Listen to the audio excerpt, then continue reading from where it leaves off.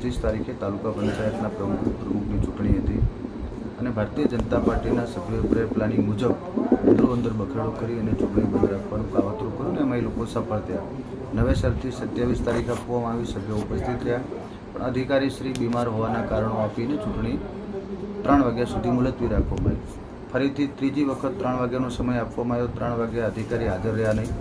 ઉપસ્થિત તાલુકા વિકાસ અધિકારીએ એમ કહીને ચૂંટણી મોકૂફ રાખી કે ચૂંટણી અધિકારી આવ્યા નથી અને નવેસરથી જે તારીખ મળશે એ અમે તમને આપીશું। એટલે એનકેન પ્રકારે ચૂંટણી પાછી ઠેલવાનું ભારતીય જનતા પાર્ટીના આગેવાનો અને એમના દબાણથી સરકારના અધિકારીઓ જે પાછું ઠેલવાનું જે કામ કરી રહ્યા છે એ ખરેખર પકડવા લાયક છે।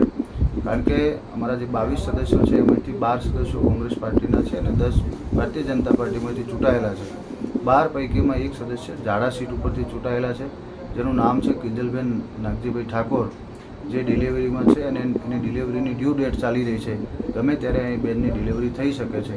એ પીડાદાયક પરિસ્થિતિમાં એને વારંવાર તાલુકા પંચાયતમાં હાજર રહેવું પડે અને પગથિયા ચડીને ઉપર જ્યારે હોલમાં જવું પડે, હોલમાં પણ ખુરશીની વ્યવસ્થા છે, ખુરશીમાં કલાકો સુધી બેસી રહેવું પડે, એ એના માટે અસહ્ય પીડા હોય છે। પણ માનવતા જેવી કોઈ ચીજ નથી। આ લોકો સત્તા માટે છેલ્લી કક્ષાનું રાજકારણ કરી રહ્યા છે। એમને એનકેન પ્રકારે સત્તા મેળવવી છે। એ એવું પણ વિચારી શકે છે કે આ બેનની ડિલિવરી થાય ને કદાચ બેન હાજર ન રહે તો એમના એક સદસ્ય ઓછા થાય ને એ કંઈક ખરીદ ફરોખ કરી અને એમની તાલુકા પંચાયતમાં સત્તા બેસાડવા માગે છે, પણ એમની મેલી મુરાદ પૂરી ક્યારેય નહીં થાય।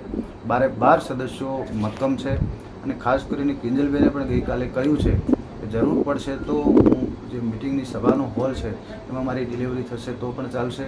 ડિલિવરીના કલાકો પછી પણ હું મતદાન કરીશ। કોંગ્રેસ પાર્ટીને, લોકશાહીને બચાવવા માટે હું પૂરા પ્રયત્ન કરીશ। એટલે એમની ક્યારેય એમની જે મેલી મુરાદ છે એ પૂરી નહીં થાય। મને લાગે છે કે આ આખી લડાઈ છે એ ભારતીય જનતા પાર્ટીના આગેવાનોની અંદરોની લડાઈ છે। વર્ચસ્વની લડાઈમાં ભારતીય જનતા પાર્ટીની એ પૂરી કરી દેશે। આગેવાનો એકબીજાને પાડી દેવામાં અત્યારે તાલુકા પંચાયતના ચૂંટાયેલા સદસ્યો પરેશાન થઈ રહ્યા છે, અધિકારીઓ અને કર્મચારીઓ પણ આમાં પરેશાન થઈ રહ્યા છે, પ્રજા હેરાન થઈ રહી છે। પરંતુ એમને સત્તાના મોહમાં અંધ બનેલા લોકો આ ચૂંટણી એનકેન પ્રકારે પાછી ઠેલાઈને એમની સત્તા આવે એ પ્રકારની જે એમની માનસિકતા છે એ ખૂબ જ દુઃખદ અને વખોડવા લાયક છે। દિયોદર ખાતે હા, મેં સાંભળ્યું છે કે આજે તાલુકા પંચાયતની આજુબાજુ પોલીસનો બહુ મોટો કાફલો છે અને અધિકારીઓની પણ વિઝિટો વધી ગઈ છે। સ્વાભાવિક રીતે આ નામદાર ગુજરાત હાઈકોર્ટમાં અમે ચૂંટણી વહેલી તકે થાય એની પિટિશન પણ કરવામાં આવી છે।